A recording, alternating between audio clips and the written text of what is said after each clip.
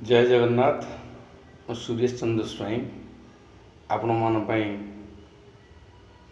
ଛୋଟିଆ ଭିଡ଼ିଓଟେ ଆଣିଛି ଯାହା ଆପଣମାନଙ୍କର କାମରେ ଆସିବ।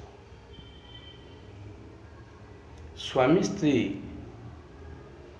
ମଧ୍ୟରେ ପବିତ୍ର ସମ୍ପର୍କ ଥାଏ। ଆମେ ସମସ୍ତେ ସ୍ୱାମୀ ଏବଂ ସ୍ତ୍ରୀ ଉଭୟ ଏହି ପବିତ୍ର ସମ୍ପର୍କ ବଜାୟ ରଖିବା ପାଇଁ ଚେଷ୍ଟା କରିବା ଉଚିତ।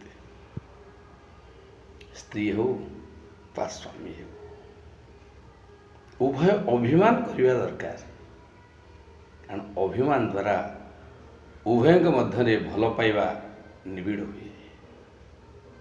କିନ୍ତୁ ମନେ ରଖନ୍ତୁ,